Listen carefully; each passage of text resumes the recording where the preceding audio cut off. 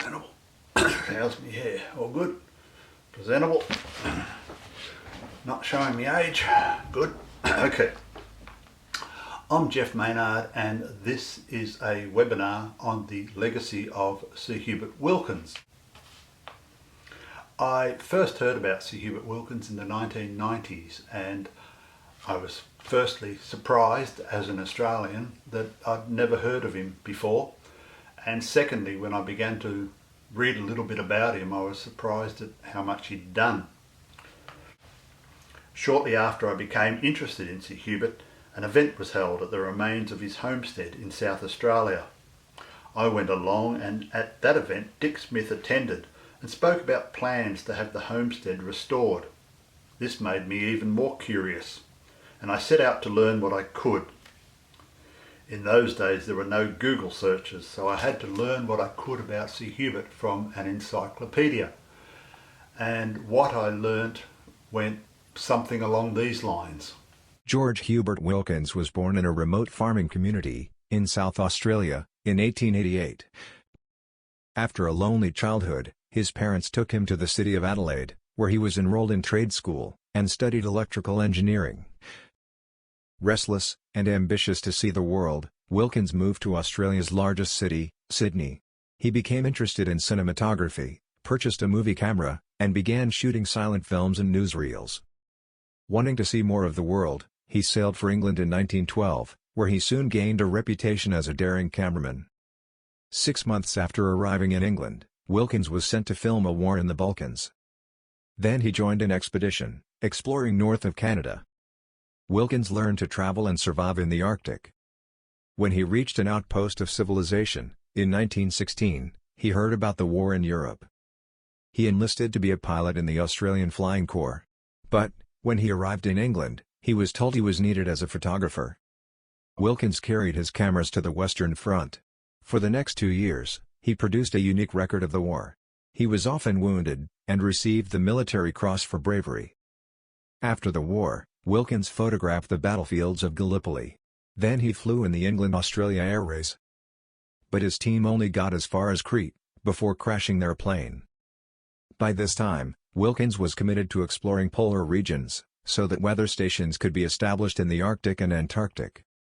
His first expedition to Antarctica was underfunded, and achieved little. His second trip was with Sir Ernest Shackleton, on the Quest. But Shackleton died on the voyage south, and the expedition returned to England. Next, Wilkins spent 2 years collecting specimens, in northern Australia, for the British Museum. At the same time, he tried to raise money, for his own expedition to Antarctica. But, when he couldn't find sponsors, he went to America, where he soon raised the money to explore the Arctic, using aeroplanes. Wilkins' first attempt to explore the Arctic Ocean ended in a series of crashes. A year later, he tried again, but he had to abandon his plane on the ice. Finally, in 1928, with a revolutionary streamlined plane, Wilkins and pilot Ben Eilson flew across the top of the world. Overnight, Wilkins became an international celebrity. He was knighted, and became known as Sir Hubert Wilkins. Wilkins immediately traveled to Antarctica, and became the first person to fly in the southern continent, and the first to photograph it from the air. After Antarctica, he was invited on board the Graf Zeppelin, for its historic around-the-world flight in 1929. Next, Wilkins launched his most ambitious polar expedition. He wanted to travel under the Arctic ice in a submarine, to reach the North Pole. Wilkins modified a World War I submarine, and sailed north.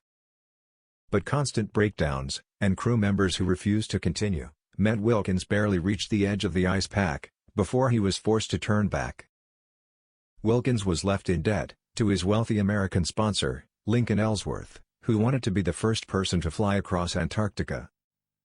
To repay the debt, Wilkins organized expeditions on behalf of Ellsworth, who finally flew across Antarctica in 1936. Clear of his debt to Ellsworth, Wilkins returned to Australia, hoping to set up Australia's Antarctic research program.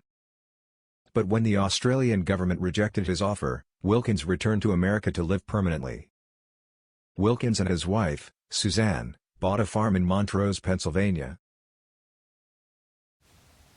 So now we get to 1939 and Sir Hubert returns to America, determined to live there permanently. He travels with his wife, Suzanne, and the two of them purchase a farm in Montrose, Pennsylvania. The same year, Wilkins meets a nightclub singer in New York called Winston Ross. And when it was over, this man with a beard came up to me and said, "I enjoyed your singing very much." And I looked at him and I said, "I know who you are, you're Wilkins, the explorer." And he said, "Well, how would you, an actor, know that?" I said, "I follow all of this stuff. I went to school in England. We learned about Scott and Shackleton." And so he brightened up and said, "Well, if you are really interested, you can come up to my house and I'll show you some films I've just brought back from the South Pole." I jumped at the chance and I went, had a good time, and he invited me to come again. And I said, is there anything I can do for you? You're going down south again? And he said, "Yes, you could see that Suzanne pays the rent and doesn't get into trouble. And if you'd like to, you can drive me out to the airport and then put the car away." During World War II, Sir Hubert continued to travel constantly. Winston Ross moved to the farm in Pennsylvania to live with Suzanne. After the war, Sir Hubert worked as a consultant for the United States Army. He moved to Framingham, Massachusetts, and lived in a cheap hotel. Wilkins died in his hotel room in 1958. In his will, he left the farm and all his possessions to Suzanne. Winston Ross and Suzanne continued to live at the farm. Soon after, Winston Ross also began a relationship with Marley Schaffner. By this time, Suzanne was becoming old and infirm and starting to go blind. Marley Schaffner moved to the farm and began to care for Suzanne. I also found this old interview with Marley Schaffner. Suzanne and I used to talk when I would take these notes, and eventually we'd talk about the farm, and she'd say, "Molly, what shall I do with the farm? And I don't want it to go to waste." That seemed to be the phrase that she would always use. And she said, "I want it somehow or other to be made into a memorial for Hubert." And I agreed with her. Suzanne died in 1974, and in her will she left the farm, all Wilkins' possessions and all the contents of the farm, to Winston Ross. Soon after, Winston Ross married Marley. The two of them now owned the farm and all the historic artefacts and papers of an Australian polar explorer. And they were trying to work out just what to do with it all. So they started the Wilkins Memorial Foundation. Well, you're asking me for a bit of a time capsule here, because we're going back about 40 years, really. I had originally read the Lowell Thomas book, which got me interested in Wilkins, and tracked down and was really sort of struck that he would have ended up with a house in Montrose, Pennsylvania. And so this became sort of almost took on sort of real and mysterious dimension to be able to locate the repository of the explorer's work in an incongruous location like Montrose. So I got in touch with Winston and Marley Ross, and they said, "Okay, you're welcome to come out and see. We're building a museum. We're want to have this Wilkins Memorial Foundation take place and show off his works and his artifacts." And I arrived, and it was a very, plain middle American house. Didn't look like it was in the best of repair. There was a barn, big barn next door. So I went into the house, we got acquainted, and they started taking me around the house where there were papers and letters in boxes and books. It was sort of a jumble. And then they went through a side door or entrance and to this barn attachment. I guess the first thing that struck me in looking around the place is that there was just jumbles of boxes and artifacts all over the place, a few shelves, and then they showed me, I remember the organ from the Nautilus. I think there was a sled there or something like that. I don't remember exactly what was there, but there were boxes and boxes of things and some shelves. And in 1985, Winston Ross sold some of his material to the Ohio State University. This is a photograph of the material as it arrived at the university. Winston and Marley Ross continued to live at the farm with the remaining material. When Winston died, he left the farm and the remaining material to Marley. She died a year or so after, and the farm was sold and the contents were sold off at auction. This is an auction flyer for the Marley Ross estate. Underneath it says the former residence of Sir Hubert Wilkins, and it's basically 2 pages of historic artefacts, including paintings, boxes of papers, antiques. I can see a Noel Coward painting here, various artworks. On the back it says running 2 auctions most of the day. Vintage clothing, books, magazines at one, antiques, paintings and household at the other. Underneath it says this auction is full of many surprises, uncovering new treasures every day. It also says this is the former residence of Sir Hubert and Lady Wilkins, and this home has many unusual and historical items. Can you tell me a little bit about the name tag and the story that you heard about, well, how it came to end up on eBay, please?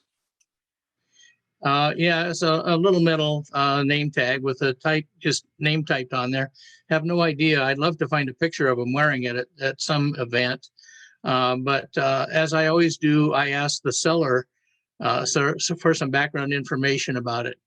And she told me that it had belonged to her father. She was in Georgia, but she grew up in Montrose, Pennsylvania. So right where the farm was there. And her father had bought it at an estate sale from a Canadian who had a summer home somewhere in the area there. And this gentleman had quite a collection of Wilkins stuff, and it was sold at the estate sale. Her father bought the name tag and some photos and some charts at that, and then eventually sold everything but the name tag. So after he passed, then she put it up for sale on eBay. Again, it'd be interesting to find a photo somewhere of him wearing that tag so we knew where it was used. Mm-hmm. But he was she said her father was very proud to own something that had been owned by Sir Hubert. Meanwhile, the material that had been sold to Ohio State University in 1985 had been catalogued to become the Wilkins Collection. My name is Laura Kissel, and I've been the Polar Curator for the Bird Polar and Climate Research Center Archival Program, it's a mouthful, since 1996. And at the time I was hired, there had been no Polar Curator before me. So my boss, Dr. Raymond Gerler, who hired me, was kind of acting in that role as the university archivist. Later, I met one of Marley Ross's sons, Mike, at his home in Michigan, and he showed me boxes and boxes of material that he'd been able to salvage from the farmhouse. Mike agreed that the collection material that he held, he was willing to send that to Ohio State to be incorporated with the rest of the Wilkins material. At this point, I do want to point out that it is actually very common to have collections dispersed. We don't like it, right? We don't like it. As researchers, we don't really like it. We want to As curators, we don't really like it because it's harder for a researcher to do their work if material is spread out all over everywhere. But the reality is it's not that uncommon. So I just wanted to throw that in there. So anyway, Lynn Lay, who was the librarian at Bird Polar, and myself drove to Michigan where Mike lived and loaded up the material. And that is after some conversation with Mike about how it would be incorporated and how we would make note of his contribution to the archival program and how researchers then would benefit from having this additional material added into the collection. So in 2013, I met Dave Larson, who had formerly been part of the Wilkins Memorial Foundation. Dave lived in Washington, and he showed me hundreds of Wilkins letters and papers, which he still held on to.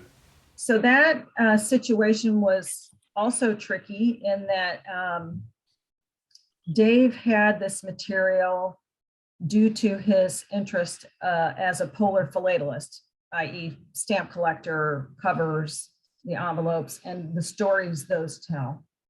Well, some may know that Dave was involved in a lawsuit with the Rosses, and essentially the outcome of that was that he would maintain the covers and stamps that he had acquired. But what we didn't know at the time was that he also held on to some letters that were part of that collection that he had had. And over time, I built a relationship with Dave. But anyway, in the end, he did agree that those letters belonged at Ohio State with the rest of the collection. And unfortunately, he died before he was able to make that happen. But his son had been aware of our relationship and plans to make that happen, and his son facilitated that. So those letters did eventually come to Ohio State also. Which pretty much brings us up to our webinar and our state of play today.